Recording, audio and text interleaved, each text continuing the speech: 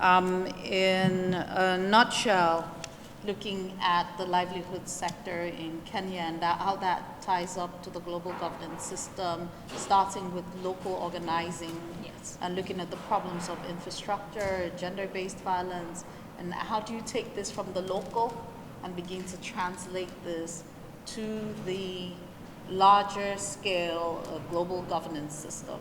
Is that where we go? Yeah. Okay. I think that's a very good question because I think Yeah, no, Okay. I was trying to wrap up what you were Okay. saying and to give my thinking about it. okay. I will also address Okay. that during the Q&A Okay. session. All right. Thank you very much. So, Ellen, you're next. Ellen will be speaking to us this afternoon about the political economy of sports development in Africa. They do not sound like they are on the same tangent, but they actually are. And wait till you listen to Ellen. You have the floor. Thank you so much. So today I will be talking to you about an analytical framework that came to a conclusion after my dissertation. So I hope that it makes sense. For those of you who are not familiar with the sport of football, also known as soccer, we shall be talking about a specific rule of soccer known as the offside. So that's what this analytical framework is based upon. So the title of my presentation is The Offside Trap, African Football as a Mirror of Structural Global Inequality. So in 2024, the global sports market was valued at $477.8 billion. However, it seems hard to determine the value of African sports within this global market. And when you try to find out reasons why this is the case, they often cite that there's scarcity of data or inconsistency in the collection of data. Now, if you have to understand that Africa is a young market when you compare it to the global market, right? Most of its market came into being after independence. And so I don't view this as a negative thing. I just view it as it is a diverse market, it's very broad, and so we have to actually contextualize the data that we're collecting. That means that for a while, it's going to be very difficult for us to generalize the information that we're getting about the African sports market. The other point that they always point out is the immature systems that we have, often described as underdeveloped. I say that we have to ask that what is this being compared to, right? Again, like I said, it is a young market. However, this cannot also be viewed as an entirely negative thing because it simply means that there is room for growth and that there is unlimited potential. Now, this does not discredit the fact that, of course, with that, we have challenges of corruption. And to that, I say that, have you looked at FIFA? The organization is plagued with corruption. So why is it other centers of the world can claim development within the sport, but in Africa, that's the issue that completely cripples us, right? So I'm not saying I support corruption. I'm just saying that that is not the full story to why African systems are suffering. And so we also have another issue of athletes moving to developed areas. This is also considered or named muscle drain, right? And this is not a bad thing necessarily. However, if Africa itself is underdeveloped, it's not because of talent, right? This is what this is telling us. It's not a talent issue because those developed regions come to the continent looking for the talent. And so for us to talk about football, we have to talk about the impact of colonization. Sports was introduced to Africa through the process of colonization, and the export of football through colonization resulted to popularization of the sport and other modern sports from Europe. Colonization imposed cultural uniformity by erasing indigenous cultures, which were demonized as savage and replaced with the Eurocentric norms. It also established the foundations of unbalanced global political and economic systems that Africa was forcibly integrated to. a structure that continues to shape global inequalities today. So while it is difficult to generalize the spread of popular culture forms to an area that is geographically vast and ethnically diverse like Africa, it is possible to identify several central features of football's development throughout the continent.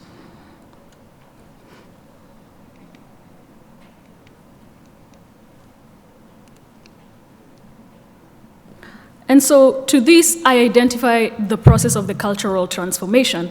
I say that colonization assimilated societies, cultures, and regions in Africa through common activities like religion, education, and we have to acknowledge that sports was key in this. Sports were the tools used to deter and reform those who revolted against the settler colonialist system, while claiming that they were instilling morality and discipline amongst the people. This was done in churches, through missionary education, and also in the detention camps that the boys and native young men were being held in. Colonization simultaneously introduced new ways of social segregation. So they introduced the concept of race, gender, and even class. This was visible in how sports was practiced. So we would often see white people playing the sport by themselves, and then the Asians who were brought in as for indentured servitude were also playing the sports by themselves. And of course, the native Africans picked the sports by observing what others were doing. And so those who were not in detention camps or didn't have access to the education, this led to the spread of this culture of sport. And so African countries immediately joined, after independence, we then see that sports was used as a site of rebellion and resistance. We can talk about how African countries, after independence, immediately joined international organizations like FIFA and the IOC, which they then immediately used those sites to protest against the apartheid government in South Africa, right? So that is a key example of how Africans took sport and utilized it for their own benefit. In a system where they knew that they had no hard power, sport was used as a tool of soft power. And so now I want to introduce you to football, right? In football, there is a rule known as the offside rule. A player is considered offside if they are way beyond the defenders and closer to the goalkeeper of the opposing team. In the diagram, we're going to see that the red players represent the attacking team, the blue crosses represent the defending team, the green is the goalkeeper, and the orange is the ball. So if a player is on the offside position, right there, that is the position that is considered offside. But we have to keep in mind that this position is not an offense.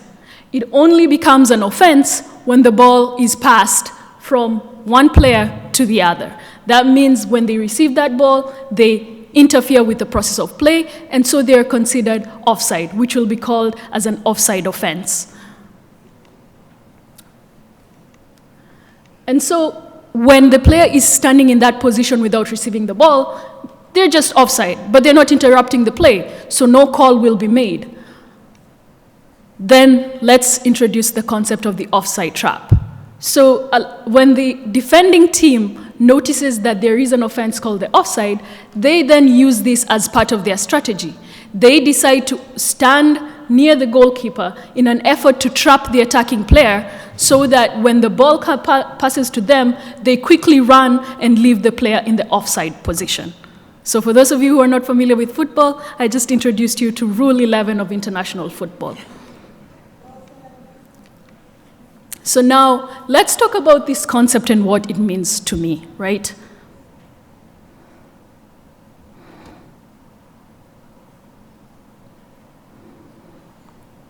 So we can look at it in terms of like, the attacking players can be viewed as, in my metaphor, the African nations or developing countries or former colonies and indigenous populations. The defending team, you can look at it as the colonial powers, wealthy nations, or global institutions today. The referee are the decision-making bodies that maintains the systems and the norms. And the playing field is the site where we were all forced to come and play on after colonization. And so to me, this simply can be looked at in this way, that we are stuck in a cycle that we were dragged into, right? We have to play this game. We cannot leave this game. We have to play it. And so, again, assimilation ensured colonial integration. When we're on the field, there's an illusion of fair play. But, once you receive the ball and try to play, once we gained independence and said that we were ready to start playing, we were called on for the offside trap. And so they said, well, I think you're going to need structural adjustment policies, right? Because once you get these structural adjustment policies, then we can be able to do business with you. Otherwise, there is no point of you coming to this field when you offer us nothing. Meanwhile, we know that a lot of resources are coming from the developing countries. They just have no power to process the resources. And so the offside traps can be viewed as the structural barriers. So this cycle represents how past injustices continue to shape modern inequalities despite the illusion of a fair playing field.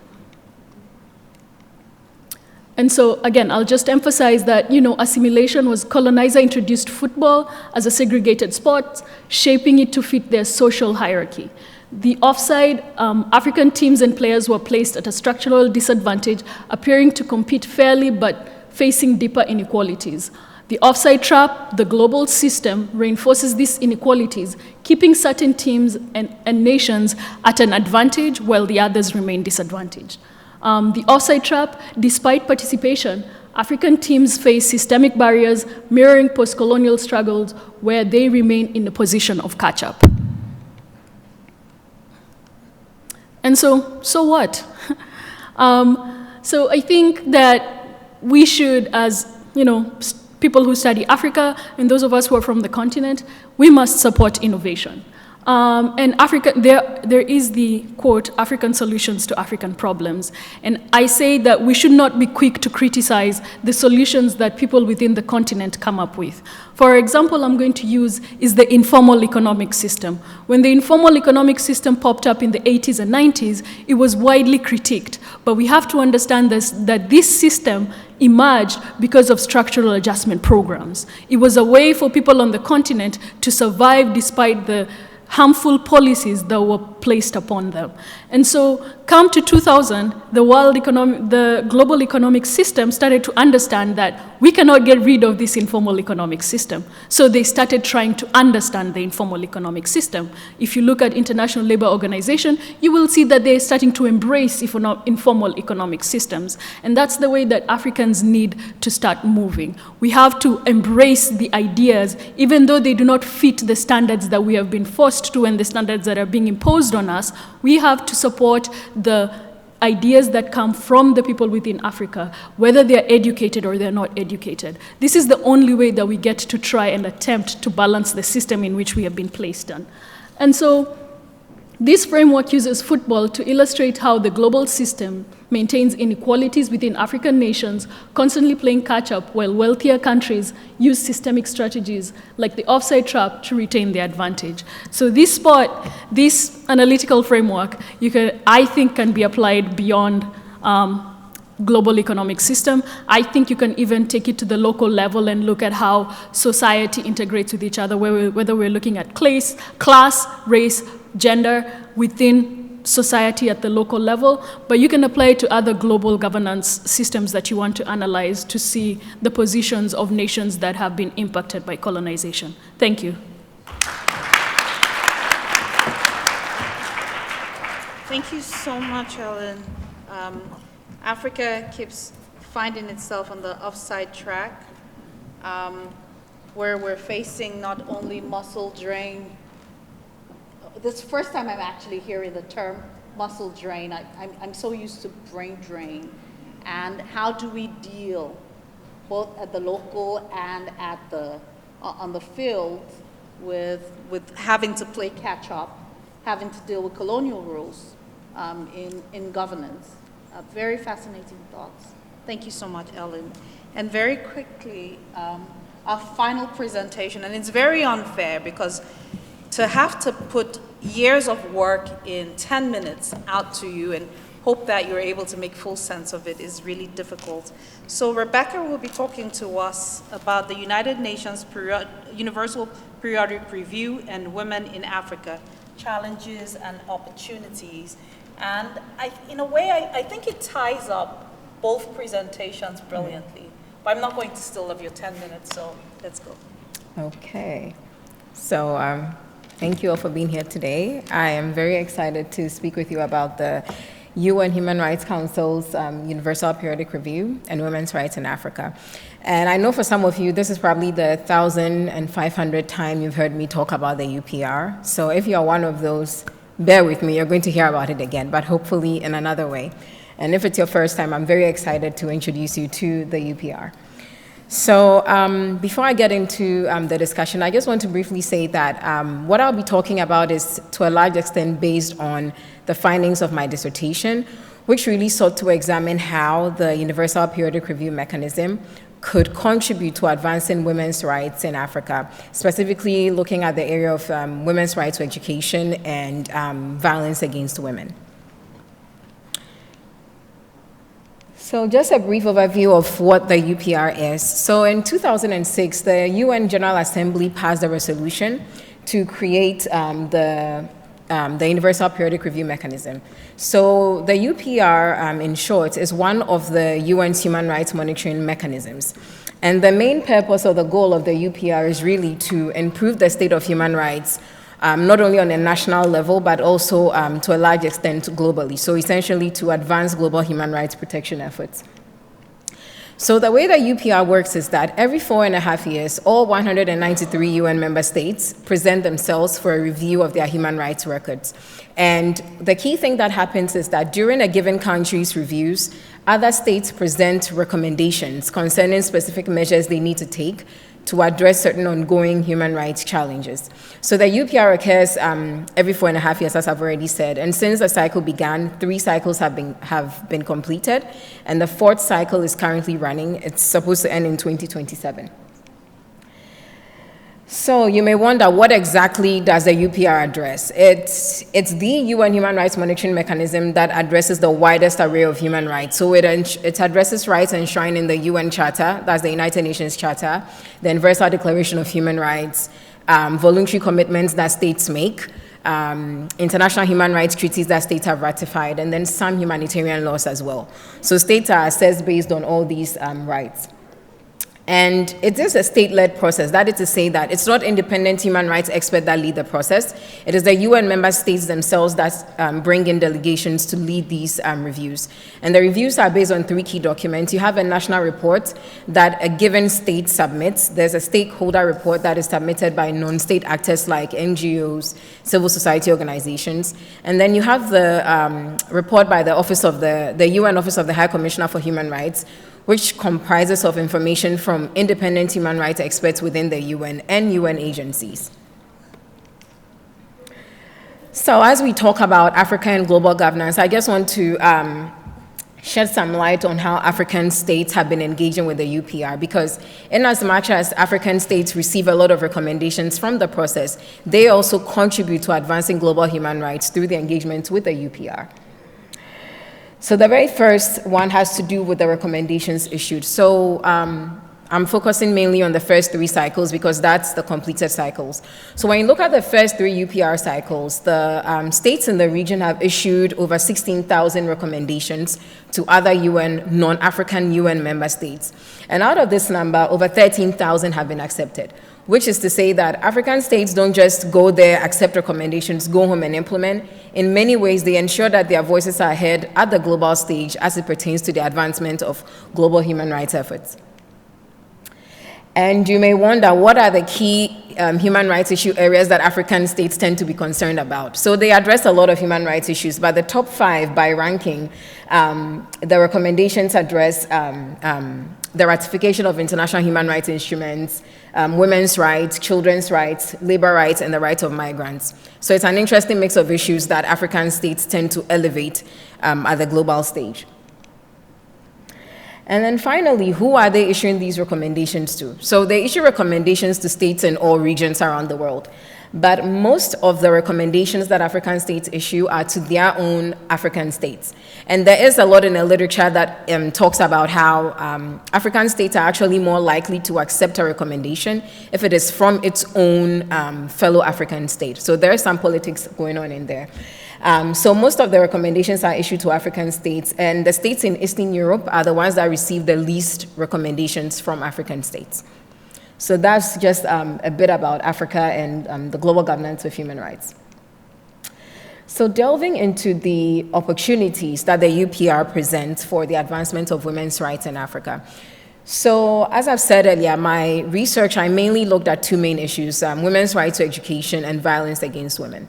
So the very first opportunity here lies with the report submission. So as I said earlier, three key reports make up the UPR process: the national reports, the stakeholder reports, and then the reports by the UN. And in the national reports, in the stakeholder reports, women's rights organizations and women's rights groups in several countries, some of which I've listed there, endeavor to submit reports as part of these stakeholder reports so that when their respective countries are being assessed, they are ensuring that their voice is being heard not only at the national stage, but at the global stage as it pertains to presenting a true picture of what is going on the ground.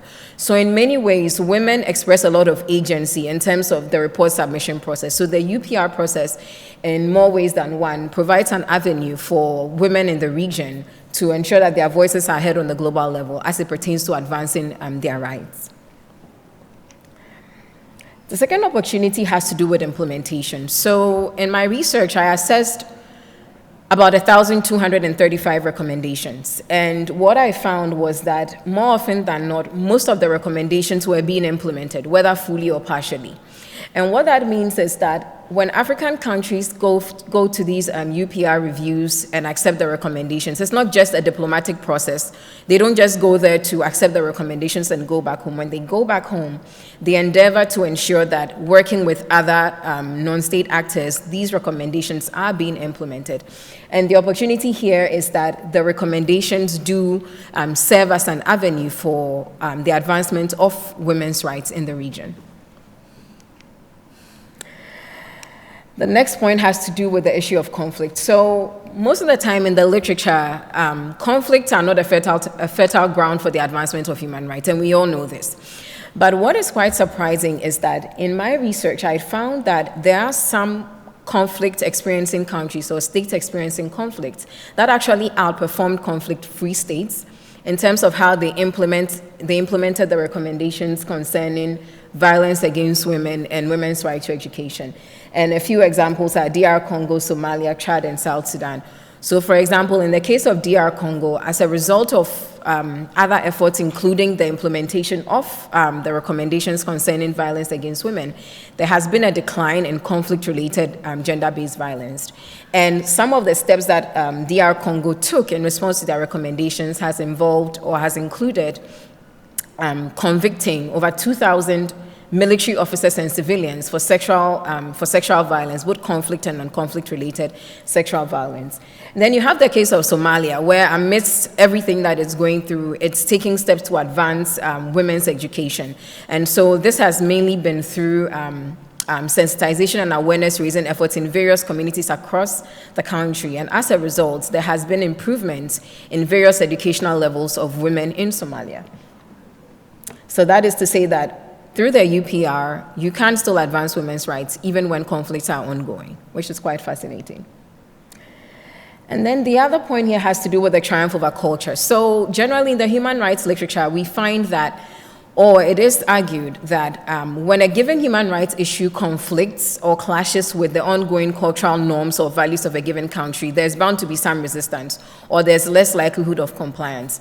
But in my study, what I found, and this was specifically with the violence against women recommendations, I found that for the culturally related forms of gender-based violence like female genital mutilation, forced marriage, cruel widowhood rights, and stuff like that, surprisingly, in some cases, states had higher levels of implementing those recommendations than the non-cultural forms of gender-based violence recommendations. And I want to just briefly touch on the case of Niger. So Niger is a very interesting case in that it's It's the only country in sub-Saharan Africa that has made a reservation, even though it has ratified CEDAW, that's the Convention on the Elimination of All Forms of Discrimination Against Women. It's the only country in the region that has made a reservation on Article 2D and F. And that article mainly is asking states to abolish all forms of acts, traditional and cultural acts and practices that violate women's rights. So it made a reservation concerning that article, saying that they cannot accept that article or abide by it because it violates the prevailing cultural and traditional practices of their country. But surprisingly, in response to UPR recommendations concerning female genital mutilation, Niger has taken steps including convicting practitioners of the act, right? Advancing awareness-raising activities and things like that. Which is to say that even in the midst of certain cultural barriers, states are willing to do the needful in response to the UPR recommendations to safeguard women's rights. Okay, now I can't see what I wrote there, but I recall, because I wrote it myself. So the final point has to do with the impact in terms of the opportunities. So what I found in my study or in my research is that when it comes to women's literacy rates, the research does show, the findings show that implementing states that had higher levels of implementing the right to education recommendations also had the highest levels of improvement in women's literacy rates, which is to say that not only are these recommendations being accepted, they are being implemented, and in some instances, they have already started having an impact. So that is the other opportunity that the recommendations present. So we are done with the fun part. What are the challenges? So the first one, and this was a very interesting issue I came across, which is the problem with women and girls. You may wonder, what is the problem with women and girls? So most of the time when we think about advancing women's rights, we tend to always conflate women and girls as one entity, because there's the assumption that what you do for one, you do for the other, right? And in some cases, that is true because they do have common struggles. But the challenge there is that in as much as they have common struggles, they also have individual challenges. And when you always conflate them, what then happens is that you have policies that address the needs of one group, which is maybe girls, but does not address the needs of women. So in my research, I found that most of the time when countries in the region talk about advancing policies to promote women's right to education, there's a lot more emphasis on primary education and secondary education. There's little to no emphasis on adult education for women, post-secondary education, that's tertiary education for women, or vocational skills training for women, because there's the idea that if we've done it for girls, we've done it for women.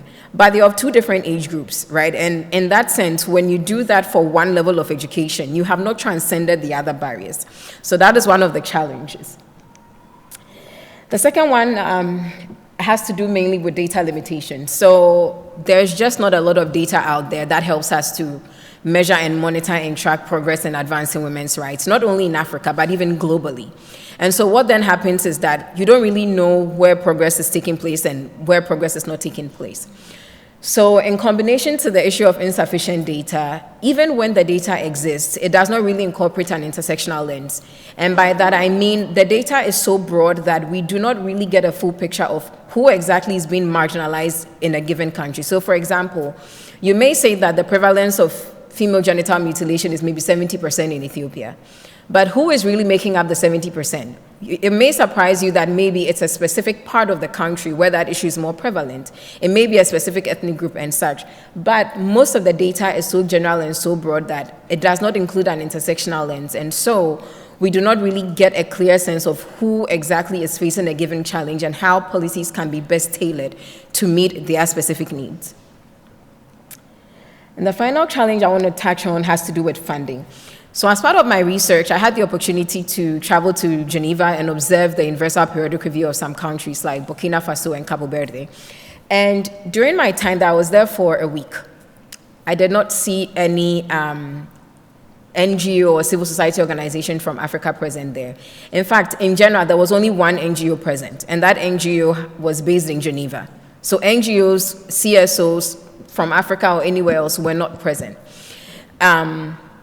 I think there was one from Uzbekistan, that was it. Well, yeah. But the challenge there is that, yeah, In as much as they are able to submit comments and notes through the reports, by attending these sessions in person, they are able to have informal discussions with state representatives so that they can give a more detailed account of what is really going on that they may not have been able to include in these reports. So their inability to have funding and be represented there is a barrier, and they are impacting global governance. So very, very quickly going through the implications. The first is that the Universal Periodic Review serves as an avenue for women in Africa to influence human rights policies in their respective countries through report submissions and through attending these reviews.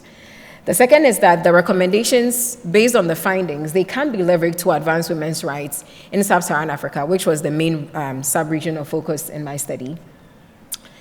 The third is that we need more inclusive and inclusive data to effectively monitor progress in women's rights. And finally, women and girls, even though they have common struggles, they also, as individual entities, have unique struggles, and this must be reflected in various policies aimed at advancing their rights.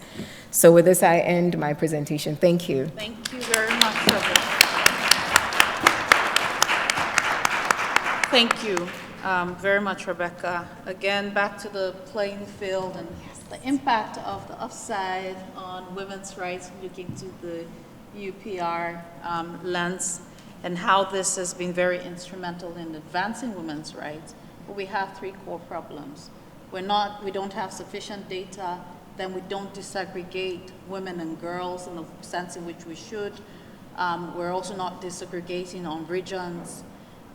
Funding is also keeping core players from Africa from those conversations, and they're not having the kind of influence that we should have at that global level. And like I said, I think in spite of the fact that it sounds like you spoke about three very different things, it sounds like there is a common thread. Oh, okay, sorry. Can you hear me now? Okay. It sounds like there's a common thread. Can you hear me? You want me closer? Okay. I always think my voice is quite loud. It sounds like we do have a common thread. One is decolonizing the playing field sufficiently enough for people at the grassroots to have a voice at the global level. Margaret had spoken about the challenges women face particularly in fisheries, and I've heard you do the full presentation. It's really lovely, and 10 minutes is frustrating. The challenges women face in Kenya, particularly in fisheries, and the opportunities, the organizing that's going on at the local level, and I was asking the question, how do we translate this to the global level? Colin has spoken about how the global level is rigged already.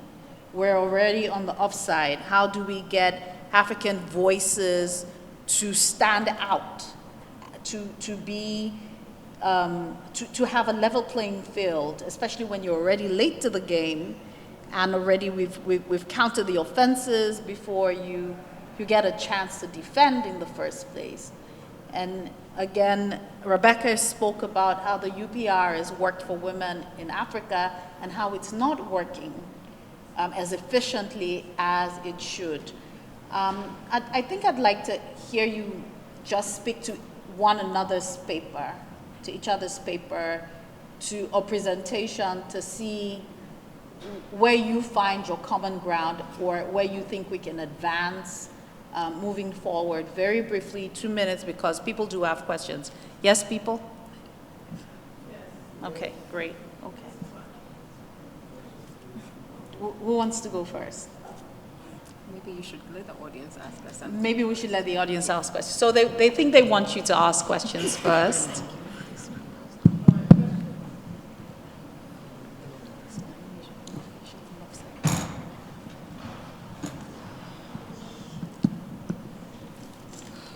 Hi. So I'd like to Sorry, speak that's to... Oluchi. Thank you for introducing me.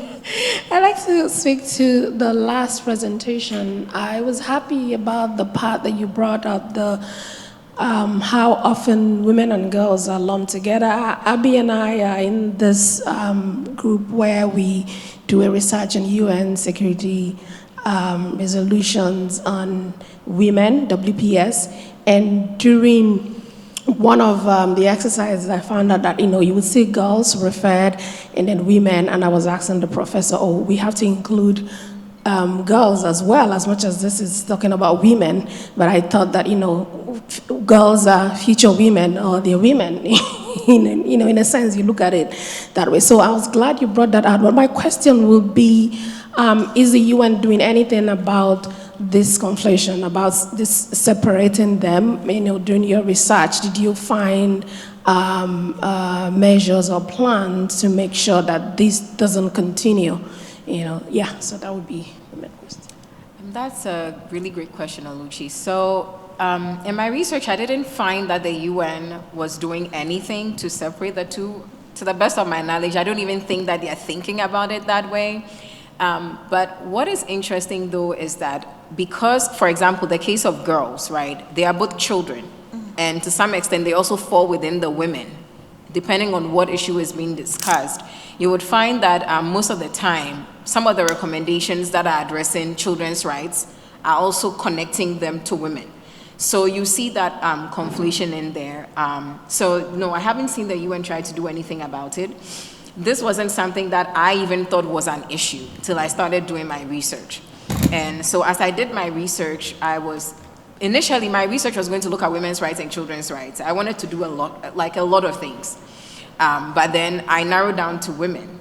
And then when I was doing the work, looking at the literature and all that, I was like, I don't want to do women and girls. Because as I read more, I'm realizing that in as much as they have common struggles, they also have unique struggles. And most of the time, when we lump sum them, people fall through the cracks, as I found in my research.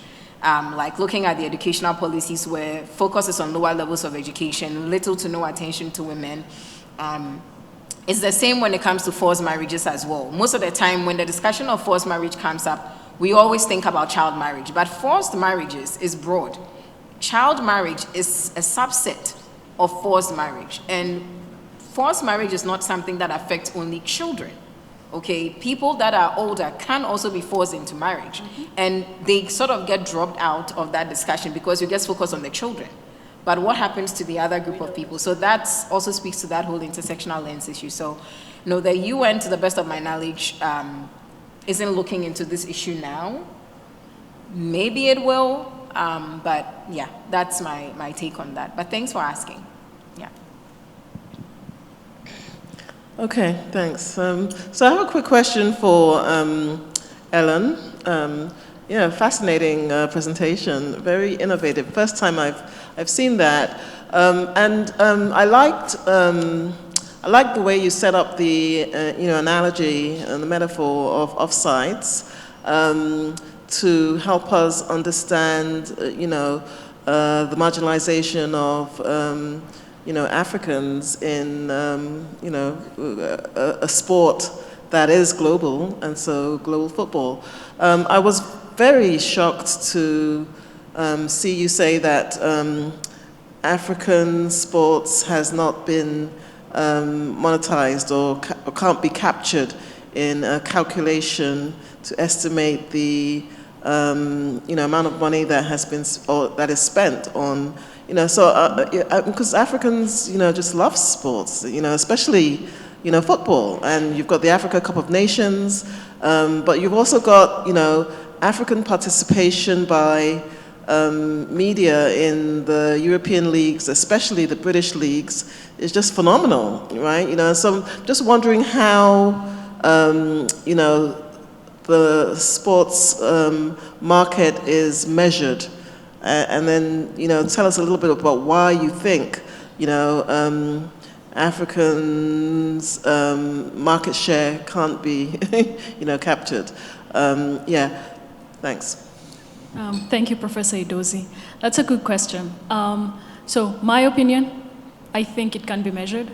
However, a lot of research and studies exclude Africa. When we talk about the global sports market, they often, first of all, they generalize it because they say, okay, this is the global sports market.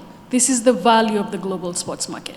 When you look at specific percentages, they'll tell you the North American or American market is about 30%, they'll tell you Asia Pacific is about 15%, they'll tell you about Western Europe or Europe, and then they say others, right? So we are lumped together in the others, which is calculated by subtracting everything else. So that's how we get our percentage. When it comes into the details of the sports market, we're talking about consumption and production, right? So we're talking about merchandise, we're talking about consumption through broadcast rights. It's one of the leading areas where sports industries or organizations get their money from, especially at the global level.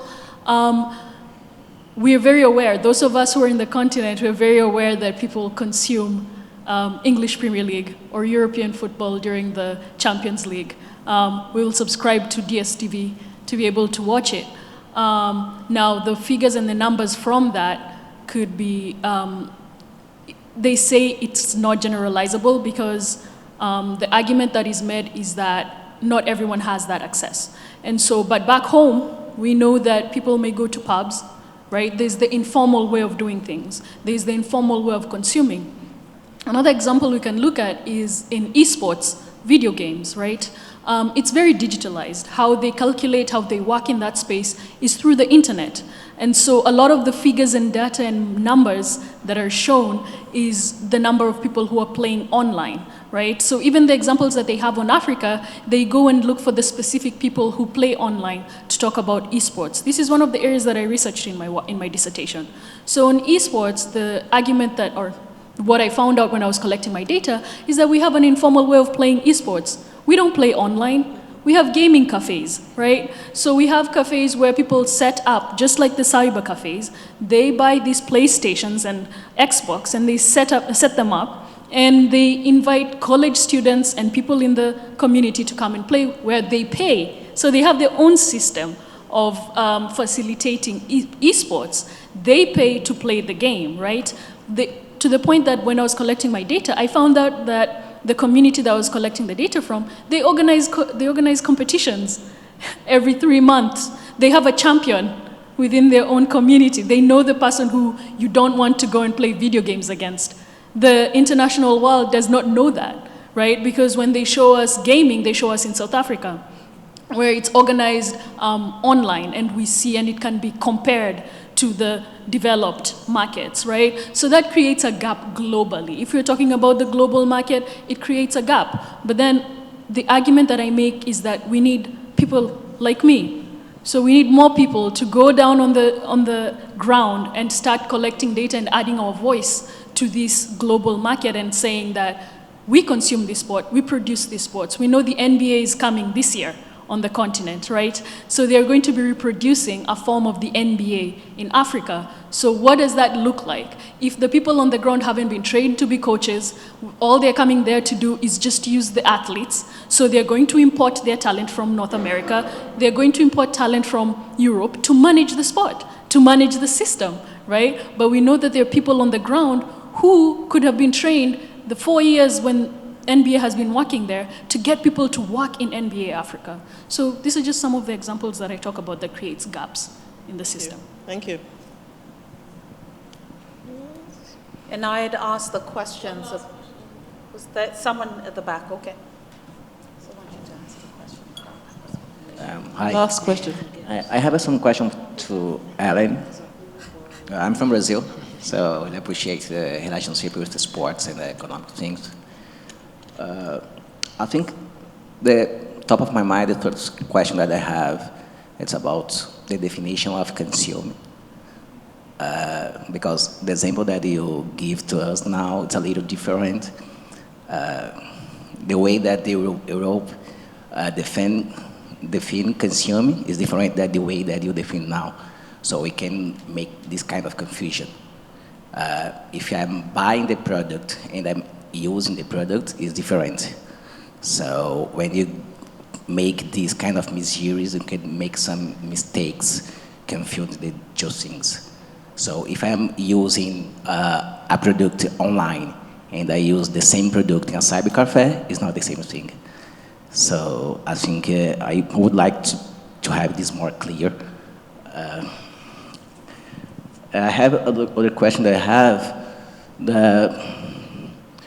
The relationship with offside, it's good because you show that the developing country, they attacking some countries this way, put the country in offside and don't give the opportunity for this country to develop some things. But in the field, who is attacking and put another offside, they don't have incentives to revert that. I don't have economic incentives. My question is how I can solve that internally. How I'm being attacked for another club, for another team, for the developing countries. How can I solve that internally? And to solve that, there are different incentives, the short run and the long run incentives.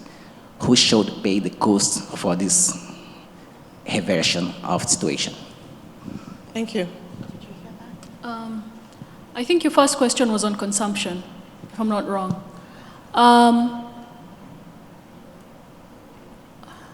So when you talk about consumption in sports, right, there are various ways of consuming. Like you said, you could be buying the merchandise, you could be watching the sport. I think you talked about the various ways of consumption, whether it's through gaming cafes or the pubs or at home, or I don't know what are the difference. Again, this is a 10-minute presentation, but when we're talking about consumption, yes, we have to acknowledge that Africa itself produces sport, like Professor Idozi talked about, right? The African Cup of Nations. The continent was tuned in, right? The African Cup of Nations was successful the last time it was hosted. I don't know how to explain, like, as long as you are watching, especially when you talk about broadcast, you're consuming a product, right? In my opinion, in sports, if we're watching the sport, that is a product, because they get to sell it to broadcast and media rights. That's how they get their money. You pay to watch the English Premier League because it doesn't come for free on your TV. You pay, not even if yourself would not be paying for it.